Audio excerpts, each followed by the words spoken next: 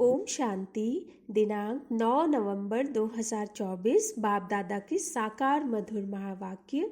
मीठे बच्चे, बाप आया है तुम बच्चों को भक्ति तू आत्मा से ज्ञानी तू आत्मा बनाने, पतित से पावन बनाने।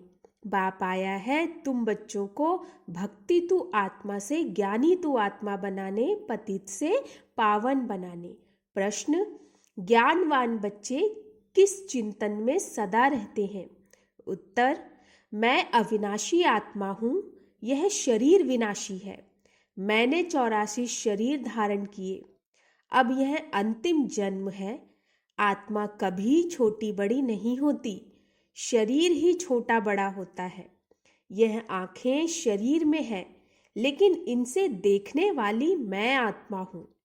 बाबा आत्माओं को ही ज्ञान का तीसरा नेत्र देते हैं, वह भी जब तक शरीर का आधार ना ले तब तक पढ़ा नहीं सकते। ऐसा चिंतन ज्ञानवान बच्चे सदा करते हैं। ओम शांति। यह किसने कहा? आत्मा ने, अविनाशी आत्मा ने कहा शरीर द्वारा। शरीर और आत्मा में कितना फर्क है? शरीर 5 तत्व का इतना बड़ा पुतला बन जाता है, भल छोटा भी है तो भी आत्मा से तो जरूर बड़ा है। पहले तो एकदम छोटा पिंड होता है, जब थोड़ा बड़ा होता है तब आत्मा प्रवेश करती है। बड़ा होते होते फिर इतना बड़ा हो जाता है। आत्मा तो चैतन्य है ना। जब तक आत्मा प्रवेश ना करे तब तक पुतला कोई काम का नहीं रहता। कितना फर्क है। बोलने चालने वाली भी आत्मा ही है, वह इतनी छोटी सी बिंदी ही है, वह कभी छोटी बड़ी नहीं होती, विनाश को नहीं पाती। अब यह परम आत्मा बाप ने समझाया कि मैं अविनाशी हूँ और यह शरीर विनाशी है। उनमें मैं प्रवेश कर पाठ बजाता हूँ। यह बातें तुम अभी चिंतन में लाते हो। आगे तो न आत्मा को जानते थे न परमात्मा को जानते थे, सिर्फ कहने मात्र कहते थे, हे परमपिता परमात्मा। आत्मा भी समझते थे, परंतु फिर कोई ने कहा तुम परमात्मा हो। यह किसने बतलाया? इन भक्ति मार्ग के गुरुओं और शास्त्रों ने। सतयुग में तो कोई बतलाएंगे नहीं, अभी बाप ने समझाया है, तुम मेरे बच्चे हो। आत्मा नेचुरल है, शरीर अननेचुरल, मिट्टी का बना हुआ है। जब आत्मा है तो बोलती चालती है। अभी तुम बच्चे जानते हो, हम आत्माओं को बाप आकर समझाते हैं। निराकार शिव बाबा इस संगम पर ही इन शरीर द्वारा आकर सुनाते हैं। यह आंखें तो शरीर में रहती ही हैं। अभी बाप ज्ञान चक्षु देते हैं। आत्मा में ज्ञान नहीं है तो अज्ञान चक्षु है। बाप आते हैं तो आत्मा को ज्ञान चक्षु मिलते हैं। आत्मा ही सब कुछ करती है। आत्मा कर्म करती है शरीर द्वारा। अभी तुम समझते हो, बाप ने यह शरीर धारण किया है। अपना भी राज बताते हैं, सृष्टि के आदि मध्य अंत का भी राज बताते हैं, सारे नाटक का भी नॉलेज देते हैं। आगे तुमको कुछ भी पता नहीं था। हाँ, नाटक जरूर है, सृष्टि का चक्र फिरता है, परंतु कैसे फिरता है यह कोई नहीं जानते हैं। रचयिता और रचना के आदि मध्य अंत का ज्ञान अभी तुमको मिलता है, बाकी तो सब है भक्ति। बाप ही आकर तुमको ज्ञानी तू आत्मा बनाते हैं। आगे तुम भक्ति तू आत्मा थे, तू आत्मा भक्ति करते थे, अभी तुम आत्मा ज्ञान सुनते हो। भक्ति को कहा जाता है अंधियारा। ऐसे नहीं कहेंगे भक्ति से भगवान मिलता है। बाप ने समझाया है, भक्ति का भी पाठ है, ज्ञान का भी पाठ है। तुम जानते हो, हम भक्ति करते थे तो कोई सुख नहीं था। भक्ति करते धक्का खाते रहते थे, बाप को ढूंढते थे। अभी समझते हो। यज्ञ, तप, दान, पुण्य आदि जो कुछ करते थे, ढूंढते ढूंढते धक्का खाते खाते तंग हो जाते हैं, तमो प्रधान बन जाते, क्योंकि गिरना होता है ना। झूठे काम करना छीछी होना होता है। पतित भी बन गए। ऐसे नहीं कि पावन होने के लिए भक्ति करते थे। भगवान से पावन बनने बिगर हम पावन दुनिया में जा नहीं सकेंगे। ऐसे नहीं कि पावन बनने बिगर भगवान से नहीं मिल सकते। भगवान को तो कहते हैं आकर पावन बनाओ। पतित ही भगवान से मिलते हैं पावन होने के लिए। पावन से तो भगवान मिलता नहीं। सतयुग में थोड़े ही इन लक्ष्मी नारायण से भगवान मिलता है। भगवान आकर के तुम पतितों को पावन बनाते हैं और तुम यह शरीर छोड़ देते हो। पावन तो इस तमो प्रधान पतित सृष्टि में रह नहीं सकते। बाप तुमको पावन बनाकर गुम हो जाते हैं। उनका पार्ट ही ड्रामा में वंडरफुल है। जैसे आत्मा देखने में आती नहीं, भल साक्षात्कार होता है तो भी समझ न सके, और तो सबको समझ सकते हैं। और तो सबको समझ सकते हैं। यह फलाना है, यह फलाना है, याद करते हैं। चाहते हैं फलाने का चैतन्य में साक्षात्कार हो, और तो कोई मतलब नहीं। अच्छा, चैतन्य में देखते हो फिर क्या? साक्षात्कार हुआ फिर तो गुम हो जाएगा। अल्पकाल क्षणभंगुर सुख की आश पूरी होगी, उसको कहा जाएगा अल्पकाल क्षणभंगुर सुख। साक्षात्कार की चाहना थी, वह मिला। बस यहाँ तो मूल बात है पतित से पावन बनने की। पावन बनेंगे तो देवता बन जाएंगे, अर्थात स्वर्ग में चले जाएंगे। शास्त्रों में तो कल्प की आयु लाखों वर्ष लिख दी है। समझते हैं कलयुग में अजून 40,000 वर्ष पड़े हैं। बाबा तो समझाते हैं सारा कल्प ही 5,000 वर्ष का है। तो मनुष्य अंधियारे में है ना, उसको कहा जाता है घोर अंधियारा। ज्ञान कोई में है नहीं, वह सब है भक्ति। रावण जब से आता है तो भक्ति भी उनके साथ है, और जब बाप आते हैं तो उनके साथ ज्ञान है। बाप से एक ही बार ज्ञान का वर्षा मिलता है, घड़ी घड़ी नहीं मिल सकता। वहाँ तो तुम कोई को ज्ञान देते नहीं, दरकार ही नहीं। ज्ञान उनको मिलता है जो अज्ञान में है। बाप को कोई भी जानते ही नहीं। बाप को गाली देने बिगर कोई बात ही नहीं करते। यह भी तुम बच्चे अभी समझते हो।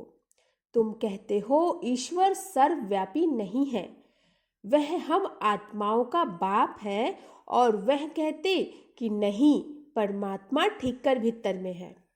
तुम बच्चों ने अच्छी तरह समझा है। भक्ति बिल्कुल अलग चीज है, उनमें जरा भी ज्ञान नहीं होता। समय ही सारा बदल जाता है। भगवान का भी नाम बदल जाता है, फिर मनुष्यों का भी नाम बदल जाता है।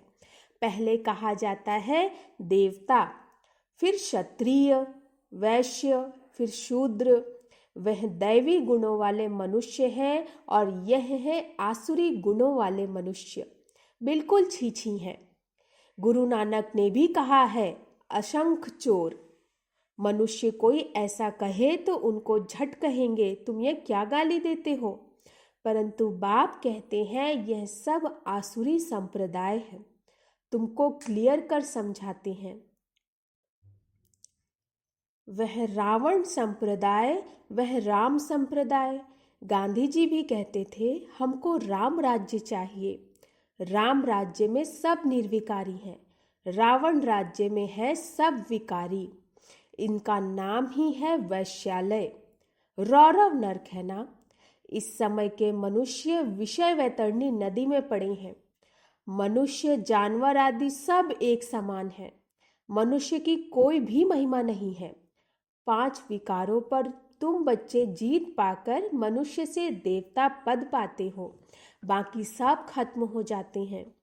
देवताएं सतयुग में रहते थे, अभी इस कलयुग में असुर रहते हैं। असुरों की निशानी क्या है? 5 विकार। देवताओं को कहा जाता है संपूर्ण निर्विकारी और असुरों को कहा जाता है संपूर्ण विकारी। वह है 16 कला संपूर्ण और यहाँ 9 कला। सबकी कला काया चट हो गई है। अब यह बाप बच्चों को बैठ समझाते हैं। बाप आते भी हैं पुरानी आसुरी दुनिया को चेंज करने। रावण राज्य वैश्यालय को शिवालय बनाते हैं। उन्होंने तो यहाँ ही नाम रख दिए, त्रिमूर्ति हाउस, त्रिमूर्ति रोड। आगे थोड़े ही यह नाम थे। अब होना क्या चाहिए? यह सारी दुनिया किसकी है? परमात्मा की है ना। परमात्मा की दुनिया है जो आधा कल्प पवित्र, आधा कल्प अपवित्र रहती है। क्रिएटर तो बाप को कहा जाता है ना, तो उनकी ही यह दुनिया हुई ना। बाप समझाते हैं मैं ही मालिक हूँ। मैं बीज रूप चैतन्य ज्ञान का सागर हूँ। मेरे में सारा ज्ञान है और कोई में नहीं। तुम समझ सकते हो, इस सृष्टि चक्र के आदि मध्य अंत का नॉलेज बाप में ही है। बाकी तो सब हैं गपोड़े। मुख्य गपोड़ा बहुत खराब है, जिसके लिए बाप उलाहना देते हैं। तुम मुझे ठिक्कर भीतर कुत्ते बिल्ली में समझ बैठे हो। तुम्हारी क्या दुर्दशा हो गई है। नई दुनिया के मनुष्यों और पुरानी दुनिया के मनुष्यों में रात दिन का फर्क है। आधा कल्प से लेकर अपवित्र मनुष्य पवित्र देवताओं को माथा टेकते हैं। यह भी बच्चों को समझाया है। पहले पहले पूजा होती है शिव बाबा की, जो शिव बाबा ही तुमको पुजारी से पूज्य बनाते हैं। रावण तुमको पूज्य से पुजारी बनाते हैं, फिर बाप ड्रामा प्लान अनुसार तुमको पूज्य बनाते हैं। रावण आदि यह सब नाम तो है ना। दशहरा जब मनाते हैं तो कितने मनुष्यों को बाहर से बुलाते हैं, परंतु अर्थ कुछ नहीं समझते। देवताओं की कितनी निंदा करते हैं। ऐसी बातें तो बिल्कुल है नहीं। जैसे कहते हैं ईश्वर नाम रूप से न्यारा है अर्थात नहीं है, वैसे यह जो कुछ खेल आदि बनाते हैं वह कुछ भी है नहीं। यह सब है मनुष्यों की बुद्धि। मनुष्य मत को आसुरी मत कहा जाता है। यथा राजा रानी तथा प्रजा, सब ऐसे बन जाते हैं। इसको कहा ही जाता है डेविल वर्ल्ड। सब एक दो को गाली देते रहते हैं। तो बाप समझाते हैं बच्चे, जब बैठते हो तो अपने को आत्मा समझ बाप को याद करो। तुम अज्ञान में थे तो परमात्मा को ऊपर में समझते थे। अभी तो जानते हो बाप यहाँ आया हुआ है, तो तुम ऊपर में नहीं समझते हो। तुमने बाप को यहाँ बुलाया है इस तन में। तुम जब अपने अपने सेंटर्स पर बैठते हो तो समझेंगे शिव बाबा मधुबन में इनके तन में है। भक्ति मार्ग में तो परमात्मा को ऊपर में मानते थे। हे भगवान, अभी तुम बाप को कहाँ याद करते हो? क्या बैठकर करते हो? तुम जानते हो ब्रह्मा के तन में है तो जरूर यहाँ याद करना पड़ेगा। ऊपर में तो है नहीं, यहाँ आया हुआ है। कहाँ? पुरुषोत्तम संगम युग पर। बाप कहते हैं तुमको इतना ऊंच बनाने मैं यहाँ आता हूँ। तुम बच्चे यहाँ याद करेंगे, भक्त ऊपर में याद करेंगे। तुम भल विलायत में होंगे तो भी कहेंगे ब्रह्मा के तन में शिव बाबा है। तन तो जरूर चाहिए ना। कहाँ भी तुम बैठे होंगे तो जरूर यहाँ याद करेंगे। ब्रह्मा के तन में ही याद करना पड़े। कई बुद्धिहीन ब्रह्मा को नहीं मानते हैं। बाबा ऐसे नहीं कहते ब्रह्मा को याद ना करो। ब्रह्मा बिगर शिव बाबा कैसे याद पड़ेगा? बाप कहते हैं मैं इस तन में हूँ, इसमें मुझे याद करो। इसलिए तुम बाप और दादा दोनों को याद करते हो। बुद्धि में यह ज्ञान है, इनकी अपनी आत्मा है।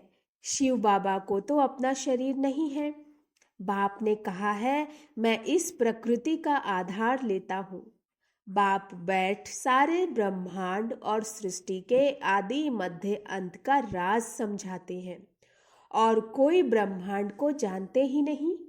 ब्रह्म जिसमें हम और तुम रहते हो, सुप्रीम बाप, नॉन सुप्रीम आत्माएं रहने वाली उस ब्रह्म लोक शांति धाम की है।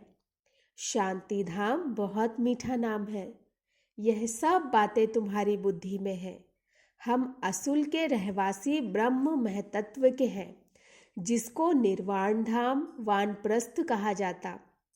यह बातें अभी तुम्हारी बुद्धि में है। जब भक्ति है तो ज्ञान का अक्षर नहीं। इसको कहा जाता है पुरुषोत्तम संगम युग, जबकि चेंज होती है। पुरानी दुनिया में असुर रहते, नई दुनिया में देवताएं रहते हैं, तो उसको चेंज करने के लिए बाप को आना पड़ता है। सतयुग में तुमको कुछ भी पता नहीं रहेगा। अभी तुम कलयुग में हो तो भी कुछ पता नहीं। जब नई दुनिया में होंगे तो भी इस पुरानी दुनिया का कुछ पता नहीं होगा। अभी पुरानी दुनिया में हो तो नई का मालूम नहीं है। नई दुनिया कब थी पता नहीं, वह तो लाखों वर्ष कह देते। तुम बच्चे जानते हो, बाप इस संगम युग पर कल्प कल्प आते हैं, आकर इस वैरायटी झाड़ का राज समझाते हैं, और यह चक्र कैसे फिरता है वह भी तुम बच्चों को समझाते हैं। तुम्हारा धंधा ही है यह समझाने का। अब एक एक को समझाने से तो बहुत टाइम लग जाए, इसलिए अभी तुम बहुतों को समझाते हो। बहुत समझते हैं।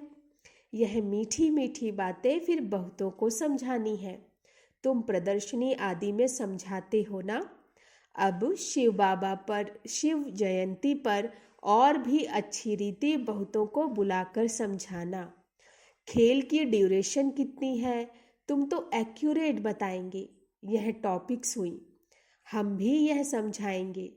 तुमको बाप समझाते हैं ना, जिससे तुम देवता बन जाते हो। जैसे तुम समझकर देवता बनते हो, वैसे औरों को भी बनाते हो। बाप ने हमको यह समझाया है। हम किसकी ग्लानि आदि नहीं करते। हम बतलाते हैं। ज्ञान को सद्गति मार्ग कहा जाता है। एक सद्गुरु ही पार करने वाला। ऐसी ऐसी मुख्य पॉइंट्स निकालकर समझाओ। यह सारा ज्ञान बाप के सिवाय कोई दे नहीं सकता। अच्छा, मीठे मीठे सिकिलधे बच्चों प्रति मात पिता बाप दादा का याद प्यार और गुड मॉर्निंग। रूहानी बाप की रूहानी बच्चों को नमस्ते। हम रूहानी बच्चों की रूहानी बाप दादा को नमस्ते नमस्ते नमस्ते। गुड मॉर्निंग बाबा। धारणा के लिए मुख्य सार। पुजारी से पूज्य बनने के लिए संपूर्ण निर्विकारी बनना है। ज्ञानवान बन स्वयं को स्वयं ही चेंज करना है। अल्पकाल सुख के पीछे नहीं जाना। दूसरा, बाप और दादा दोनों को ही याद करना है। ब्रह्मा बिगर शिव बाबा याद आ नहीं सकता। भक्ति में ऊपर याद किया, अभी ब्रह्मा तन में आया है तो दोनों ही याद आने चाहिए। वरदान, हर कर्म में विजय का अटल निश्चय और नशा रखने वाले अधिकारी आत्मा भव। हर कर्म में विजय का अटल निश्चय और नशा रखने वाले अधिकारी आत्मा भव। विजय हमारा जन्म सिद्ध अधिकार है। इस स्मृति से सदा उड़ते चलो। कुछ भी हो जाए, ये स्मृति में लाओ कि मैं सदा विजयी हूँ। क्या भी हो जाए, यह निश्चय अटल हो। नशे का आधार है ही निश्चय। निश्चय कम तो नशा कम। इसीलिए कहते हैं निश्चय बुद्धि विजयंती। निश्चय में कभी कभी वाले नहीं बनना। अविनाशी बाप है तो अविनाशी प्राप्ति के अधिकारी बनो। हर कर्म में विजय का निश्चय और नशा हो। स्लोगन, बाप के स्नेह की छत्र छाया के नीचे रहो तो कोई भी विघ्न ठहर नहीं सकता। बाप के स्नेह के छत्र छाया के नीचे रहो तो कोई भी विघ्न ठहर नहीं सकता। अच्छा, ओम शांति।